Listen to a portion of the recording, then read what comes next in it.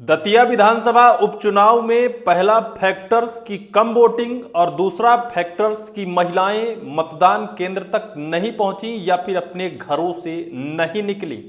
BJP का logic fail हो गया है।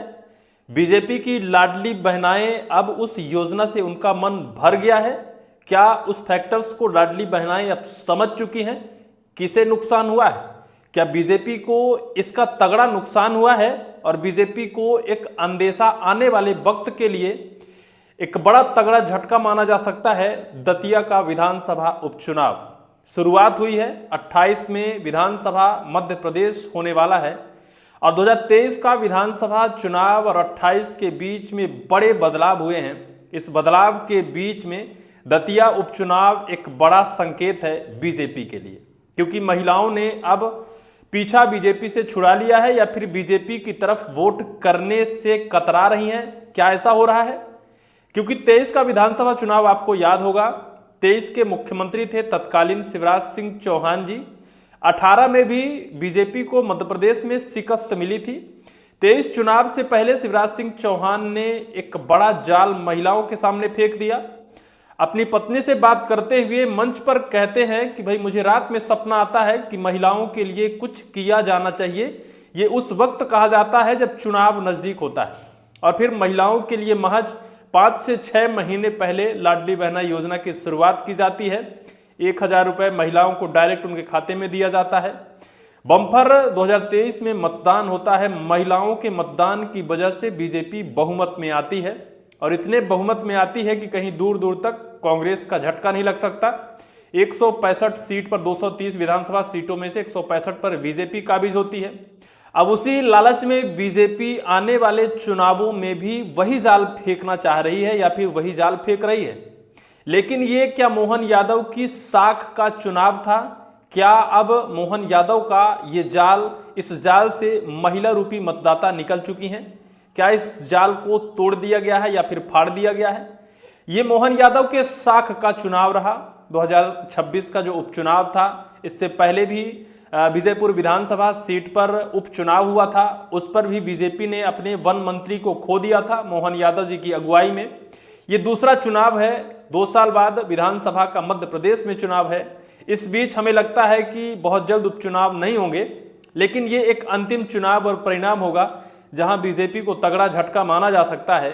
अगर यहां भी बीजेपी हार जाती है तो बहुत बड़े बदलाव होंगे मध्य प्रदेश की बीजेपी में। अगर वहां बीजेपी हार जाती है तो बहुत कुछ दतिया में सुधर जाएगा। दतिया के कार्यकर्ताओं का दिल गदगद हो जाएगा। क्या नरोत्तम मिश्रा का भी दिल गदगद हो जाएगा? ये भी एक बड़ा सवाल है। लेकिन जहां बीजेपी के लगभग 2 दर्जन से ज्यादा मंत्रियों ने अपना डेरा रखा हो, जहां केंद्र के कैबिनेट के मंत्री, मध्य प्रदेश के पूर्व मुख्यमंत्री, मध्य प्रदेश के मामा, लाडली बहनों के भैया शिवराज सिंह चौहान आकर अपने भाषण का जादू जनता के बीच परोसा हो और उस जादू, उस जाल में भी अगर जनता अब फंसने से बच रही है तो कहीं ना कहीं बड़ा बदलाव हो सकता है। बीजेपी के लिए एक बड़ा गहरा संकेत माना जा रहा है। इससे पहले जितने चुनाव हुए दतिया में, लगभग 23 साल या 25 साल बाद जो चुनाव वर्तमान में हुआ है, वोटिंग की इतनी ज़्यादा गिरावट आई है। अभी दैनिक भास्कर ने जो एक खबर लिखी है, दतिया उपचुनाव में कम वोटिंग किसे फायदा? महिला वोटिंग 12.74% गिरे। तीसरे दल के वोट पर टिकी जीत हार, एक्सपर्ट ने समझाया पूरा गणित। दतिया उपचुनाव में 71.44 मतदान हुआ। सबसे बड़ा बदलाव महिला वोटिंग में दिखा। 2023 में महिला पुरुष से 1.94% आगे थी, लेकिन इस बार 5.61% अंक पीछे रही। 2008 से अब तक हुए 5 चुनाव में यह सबसे बड़ा जेंडर गैप है जो दतिया में हुआ है। दतिया में सबसे बड़े चुनाव मतदान के बदलाव की बात इस बात पर भी टिकी है कि दतिया की जनता नरोत्तम मिश्रा की टिकट कट जाने से नाराज है। दतिया की जनता बस नहीं, पूरे मध्य प्रदेश की जनता राजधानी भोपाल में हुए किसान आंदोलन को लेकर भी बेहद गुस्सा है और उस गुस्से को लेकर मध्य प्रदेश में क्या बदलाव चाहती है। सिर्फ मध्य प्रदेश की राजधानी में ही बड़ा बवाल नहीं हुआ है। जेनजी जंतर मंतर में महज 2 से 3 दिन तक कड़ा आंदोलन किया। उनके साथ लाठियां बरसाई गई, उनके ऊपर आंसू गैस के गोले छोड़े गए। कई लोगों ने जान गंवा दी, कई लोग शायद अब भी अस्पताल में भर्ती हैं। इसके बाद मध्य प्रदेश उसी वक्त दतिया में उपचुनाव होता है और फिर चुनाव परिणाम में इतना जेंडर गैप, इतना मतदान का स्कोर घटा, जहां बीजेपी जिस मतों के आधार पर जीतने का दावा करती है वही मत अगर मतदान केंद्र तक नहीं पहुंचते हैं तो कहीं ना कहीं इसको लेकर बड़ा संकेत माना जा रहा है। लेकिन सवाल आज मध्य प्रदेश की दतिया से सिर्फ एक है कि महिलाएं अगर घर से नहीं निकली हैं तो किसको सबसे बड़ा नुकसान होगा, कांग्रेस को होगा या फिर बीजेपी को होगा। नरोत्तम मिश्रा इसको लेकर क्या कहेंगे। हालांकि नरोत्तम मिश्रा ने आशुतोष तिवारी को लेकर तगड़ा प्रचार किया, पीताम्बरा माई की कसम खाते हुए कहा था कि हम आशुतोष तिवारी को जिताने के लिए पूरी कोशिश करेंगे। उन्होंने कोई कोर कसर न छोड़ने का कसम लिया था, उन्होंने वादा किया था। लेकिन इसके बावजूद भी अगर वहां का मतदान स्कोर घटा है तो क्या अब नरोत्तम मिश्रा की उन्हीं के सीट पर उनकी नहीं सुनी जा रही है? क्या उनके लोग, उनके मतदाता या फिर उनके जो समर्थक हैं वो घरों में हाथ पर हाथ धरे बैठ गए थे? क्या मतदान स्कोर घटने को लेकर ये सबसे बड़ा फैक्टर्स है कि जो बीजेपी के वास्तविक कार्यकर्ता थे, जो नरोत्तम मिश्रा के साथ थे, उन्होंने प्रचार प्रसार नहीं किया, लोगों को प्रेरित नहीं किया, अपने लोगों को और घर बिठाने का काम किया। इस वजह से स्कोर घट गया। एग्जिट पोल में यह दावा किया गया था कि जो नरोत्तम मिश्रा के समर्थक हैं उन्होंने प्रचार प्रसार में बड़ी गंभीरता नहीं दिखाई है। क्या यही वजह है कि यह स्कोर घटा है?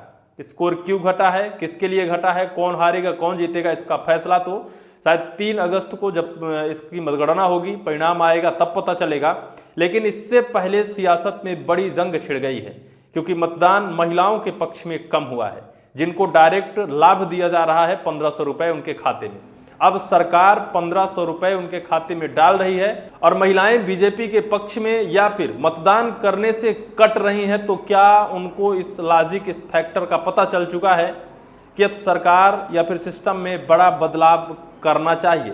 क्या महिलाओं का अब मन बीजेपी से ऊब गया है या फिर महिलाएं जिस तरह से 23 विधानसभा चुनाव में बढ़ चढ़कर हिस्सा लिया था वो एक खाते हुए गुड़ के समान उनके मुख पर मिठास थी, इस वजह से बढ़ चढ़कर हिस्सा लिया। अब महिलाएं बेहद परेशान हैं। 1500 रुपए में गृहस्थी नहीं चलाई जा सकती, 1500 रुपए में जीवन नहीं बिताया जा सकता, ये महिलाओं को अब पता चल चुका है। हालांकि अभी तक इस बात को लेकर पुख्ता प्रमाण नहीं मिल सके हैं कि महिलाओं को घर से ना निकलना किसको नुकसान और किसको फायदा है। लेकिन महिला वोटर सबसे ज़्यादा बीजेपी की तरफ झुकाव रहीं, जिसे लाडली बहना कहते हैं। और लाडली बहना अगर घर से नहीं निकली हैं तो निश्चित कहीं ना कहीं बीजेपी की तरफ तगड़ा झटका माना जा सकता है, संकेत माना जा सकता है। यह कहना गलत नहीं होगा कि बीजेपी आने वाले वक्त पर बैकफुट में जा सकती है अगर दतिया विधानसभा चुनाव में बीजेपी को तगड़ा झटका लग जाए। लोग अपने अपने तर्क रख रहे हैं और सबके तर्क अलग हैं, लेकिन परिणाम सेम है कि लाडली बहना घर से अगर नहीं निकली हैं तो बीजेपी को झटका लग सकता है। देखना होगा, परिणाम 3 अगस्त को होंगे। इसको लेकर आप क्या चाहते हैं, आपकी क्या राय है, कमेंट सेक्शन पर कमेंट आप जरूर करिएगा।